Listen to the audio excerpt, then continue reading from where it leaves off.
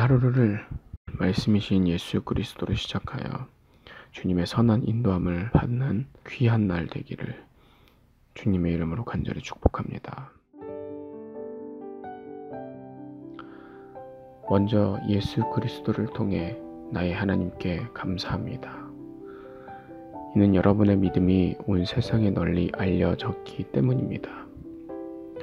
나는 하나님의 아들에 관한 복음을 전할 때마다 기도 중에 늘 여러분을 생각하고 있었습니다. 내가 전심으로 섬기는 하나님께서 나의 증인이 되십니다. 지금 나는 하나님의 뜻이라면 여러분에게 갈 수 있는 길이 열리기를 기도합니다. 내가 여러분을 간절히 보고 싶어하는 까닭은 성령께서 주시는 선물을 나누어 주어 여러분을 강하게 하기 위함입니다. 이것은 여러분과 내가 각 사람의 믿음으로 서로 위로를 받고자 하는 데 있습니다. 형제자매 여러분, 내가 여러 번 여러분에게 갈 계획을 세웠으나 뜻대로 되지 못했다는 것을 아시기 바랍니다. 그것은 다른 이방인들 사이에서 믿는 자들을 얻는 것처럼 여러분 중에서도 어떤 열매를 얻고 싶었기 때문입니다.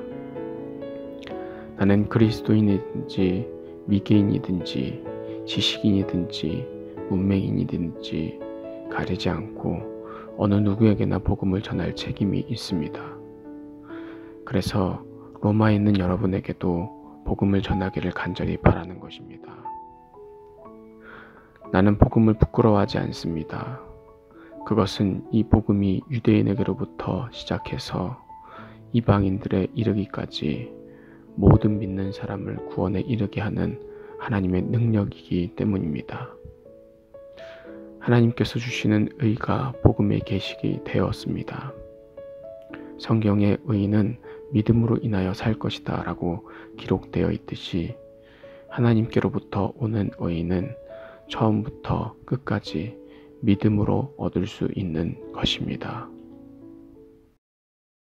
1월 2일 목요일 로마서 1장 8절에서부터 17절까지의 말씀으로 복음에 나타난 하나님의 의에 대한 말씀을 함께 나누도록 하겠습니다. 먼저 8절을 보면 바울은 로마 교인들의 믿음에 대해 감사 인사를 전합니다. 원래 로마에는 어느 누가 복음을 전하지 않아 교회가 없었습니다. 그러나 정확한 근거를 찾을 수는 없지만 로마에 있는 사람들도 구원에 목마른 사람들이 있었으며 그로 인해 여러 방법을 통해 로마에 복음이 들어갔고 그 일로 인해 로마에도 교회가 생겼습니다.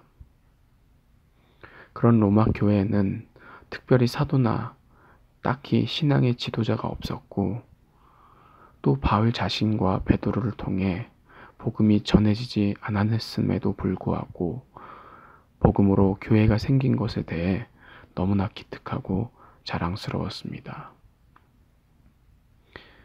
그리고 9절부터 13절을 보면 그래서 바울은 로마 교회에 너무나도 가고 싶었습니다. 우리도 그렇듯이 믿음의 동역자들을 만나면 계속 만나고 싶고 얘기하고 싶고 이처럼 비록 바울은 로마 교회를 한 번도 방문해 보진 않았지만 자신과 동병상련인 로마 교회를 꼭 한번 가보고 싶었습니다. 그래서 자신 예수님을 통해 배운 하나님의 은혜와 믿음을 함께 공유하고 싶었고 또 위로하고 격려하고 싶었습니다. 로마 교회도 마찬가지였겠죠. 자신들끼리 이렇게 믿음을 잘 지켰다는 자부심과 함께 예수님의 직접적인 제자나 사도들의 지도를 받았으면 하는 바람도 있었을 것입니다. 그러나 이 일이 이루어지지 않았습니다. 그래서 로마 교인들의 좌절을 막기 위해 바울이 여러 번 가고자 한 마음을 이 편지를 통해 나타냈습니다. 그러나 참으로 이해가 되지 않습니다. 우리의 머리로는 바울이 로마에 가는 것이 너무나도 좋은 일인데 하나님은 그 길을 철저히 막으셨다라는 겁니다. 그 이유에야 여러 가지로 추측할 수 있겠지만 가장 정확한 표현은 하나님이 보실 때 바울의 사명은 여기까지였다라는 거죠.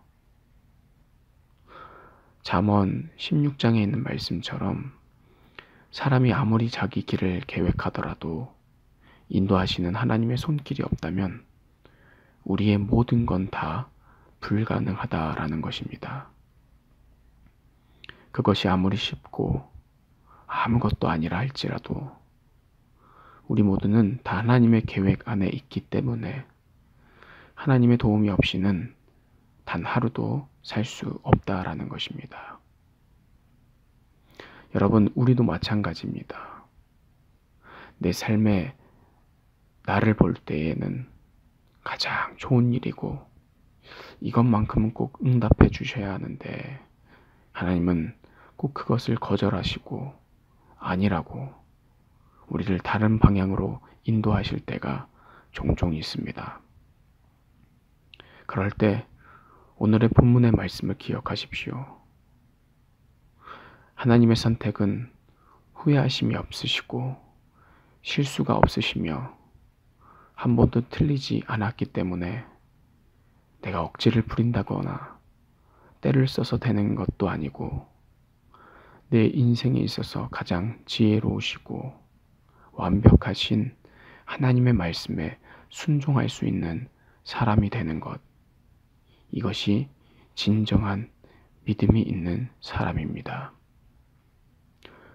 완전하신 하나님을 있는 그대로 받아들이는 것, 이게 오늘을 살아가는 우리에게 가장 필요한 예수님의 마음이라는 겁니다. 그리고 14절에서부터 15절은 다시 한번 지난 시간에 얘기했던 자신의 부름에 대해 말씀하고 있습니다. 내가 사도로 부르심을 받은 것은 복음을 전하기 위해 하나님이 자신을 불렀다는 겁니다. 그래서 하나님을 믿지 않는 모든 이방인들을 위해 자신은 복음의 빚진 자다라는 것입니다. 그리고 마지막으로 16절에서부터 17절에 하나님의 의에 대해 말씀합니다. 여기서 하나님의 의는 공의와 정의라는 표현도 맞지만 가장 정확하고 가까운 표현은 거룩일 것입니다. 죄로 얼룩지고 존재 자체가 죄인인 우리는 절대로 구원받을 수도 또한 하나님께로 나아갈 수도 없는 철저한 죄인이었는데 하나님은 예수 그리스도의 십자가와 부활을 통해 모든 믿는 자들을 다르게 보신다는 겁니다. 죄인으로 보거나 심판의 대상이 아닌 구원받고 사랑받아야 할 대상으로 바뀌었다라는 것입니다. 그래서 바울 자신도 세상에서 죽음으로 달려간 나를 그렇게 구원해 주신 하나님의 놀라운 능력이 나뿐만이 아니라 예수를 믿는 모든 자들에게 주어지고 나타났다라는 겁니다. 이것이 하나님의 의요 능력이라는 겁니다. 그래서 의는 거룩이고 거룩은 곧 성도의 능력이라는 겁니다. 요 근래 교회가 힘을 잃었다라는 말을 자주 듣습니다. 이것은 곧 교회가 거룩을 상실했다라는 말과 같은 말입니다. 교회가 회복돼야 할 것은 다른 것이 아닌 거룩이고 거룩은 오직 예수 그리스도의 복음뿐입니다. 복음만이 이 땅에서 우리를 하나님의 사람답게 살아갈 수 있도록 능력을 주시고 세상과 다르게 세상을 거스르고 세상을 이길 수 있도록 인도하신다라는 겁니다. 그래서 우리에게는 이 복음의 능력인 하나님의 의, 거룩이 회복될 때 내가 살고 내가 있는 공동체가 살고 가정이 살며 내가 있는 모든 주변의 환경이 되살아나는 것입니다. 드라마나 영화를 보면 폼생퐁사들이 하는 말이 있습니다. 내가 돈이 없지 까오가 없냐? 이 말처럼 폼에 살고 폼에 죽는 사람에게는 돈은 없어도 살지만 가오가 없으면 못 산다라는 말입니다. 이처럼 의인도 마찬가지입니다. 의인은 돈이 없어서도 아니면 능력이 없어서도 아니면 지혜가 부족해서 못 사는 게 아니라 믿음이 없으면 살 수가 없는 것입니다. 그래서 우리는 기억해야 합니다. 내가 붙들어야 할 것은, 내가 의지해야 할 것은, 내가 오늘 하루 바라봐야 할 것은 오직 예수, 오직 믿음. 이 믿음이 오늘 하루를 나를 살게 하고 나를 움직이게 하는 유일한 하나님의 능력입니다. 모든 것은 무조건 다 사라지지만 믿음만은 영원하고 사라지지 않습니다. 이 영원한 능력, 이 무한한 능력의 믿음을 붙들기를 주님의 이름으로 간절히 축복합니다. 기도하겠습니다. 오직 의인은 믿음으로 말미암아 살리라. 예수님의 사람은 돈이 아닌 영원한 믿음으로 산다는 것을 잊지 않고 오늘 하루도 다가오는 많은 세상의 유혹과 시험 가운데에도 오직 예수 그리스도의 의, 복음의 능력으로 이기는 하루 되게 하옵소서. 예수 그리스도의 이름으로 기도드립니다. 아멘.